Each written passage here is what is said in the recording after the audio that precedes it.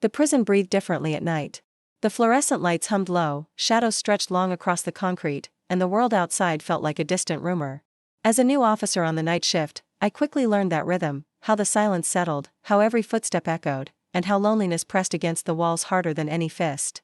I wore my uniform like armor, but after midnight, it softened, becoming just fabric between me and the truth of who I was. Cell 312 was where I found myself pausing most often. Inside lived Elena Hart, a woman with tired eyes and a voice like a song that had been waiting for someone to listen. Every night, without fail, she would be reading, perched on the edge of her bunk, holding a book as if it were something fragile she was afraid to drop. I started to notice the little details I shouldn't have, the way her mouth curved when she found a line she loved, the way she looked up when she sensed me nearby. One night, I broke the silence. "Can't sleep?" I asked, my voice barely louder than the hum of the lights. Elena looked up and smiled, a genuine, warm smile that didn't quite reach her eyes. "I sleep fine," she said. "I just dream better awake." And that's how it all started. With sentences passed through steel bars, words exchanged like precious contraband. We talked about everything and nothing, books, storms, the places we missed. Elena told me stories about the ocean, how she'd grown up hearing it crash against her window. I admitted I'd never seen the ocean at night, only in postcards and movies. Somewhere between a shared laugh and a quiet confession, something loosened inside both of us. The rules were crystal clear. Lines were drawn in ink and reinforced by heavy locks. I knew them by heart. But the nights stretched on, and feelings, I learned, don't ask for permission. I found myself lingering longer by her cell, counting my breaths, pretending to check the hallway camera when all I really wanted was to hear Elena say my name again. One night, the power flickered. The constant hum went silent, replaced by a fragile, unnerving stillness. Emergency lights bathed everything in a soft, red glow.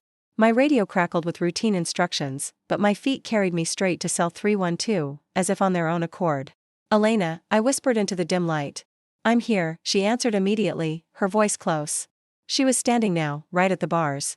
Our faces were inches apart, the cold metal between us suddenly feeling like the loudest thing in the room. "You look scared," she observed softly. I shook my head. "Not scared. Just awake." Elena's hand reached out, her fingers stopping just short of touching the bars. "Me too," she breathed. We just stood there, breathing the same air, caught in a moment as fragile as glass. When the main lights finally flickered back on and the familiar hum returned, neither of us moved. It wasn't the darkness that had changed things, it was the courage we found within it. From then on, the nights held a different kind of charge. I started bringing Elena paper when I could, and pencils dulled just enough to be allowed. She wrote poems about waiting, about hands that never touched, about a love that learned to live in stolen glances. I would read them in the break room on my own, my heart pounding in my chest, feeling seen in a way I never had before.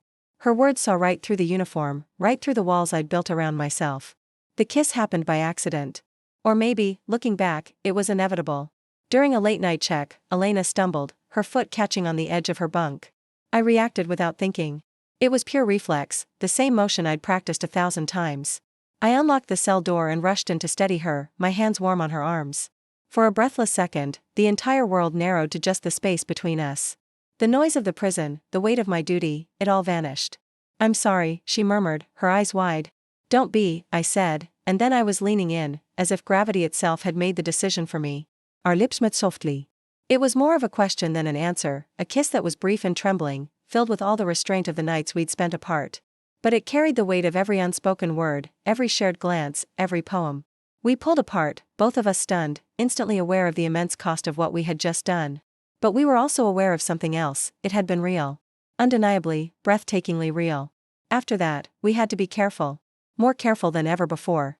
That single kiss became a secret memory we both carried, a talisman that warmed us through the long, lonely hours. Elena's release date began to creep closer, and each sunrise felt bittersweet, a step toward her freedom but also a step toward our distance. On Elena's last night, we didn't speak much. Words felt too small, too inadequate for the goodbye that loomed over us. When dawn finally broke, I watched from the hallway as she gathered her few belongings. At the threshold of her cell, ready to walk out, she turned back to me. "Whatever happens next," she said, her voice soft but steady, "you changed my life." I swallowed the lump in my throat. "You changed mine too." And then she was gone. Months later, I found myself standing on a beach at night.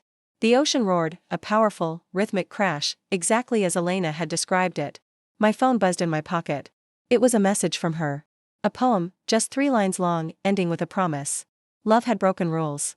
It had crossed walls and survived the darkest of nights. And standing there, with the salty air on my face and her words on my screen, I finally realized it. This was my lesbian era. It wasn't a phase, and it wasn't a secret anymore. It was a truth I had claimed for myself, a truth that began under fluorescent lights and was now finally, beautifully, carried out into the open air. Thanks for listening. If this story resonated with you, I'd love it if you'd subscribe and join our community.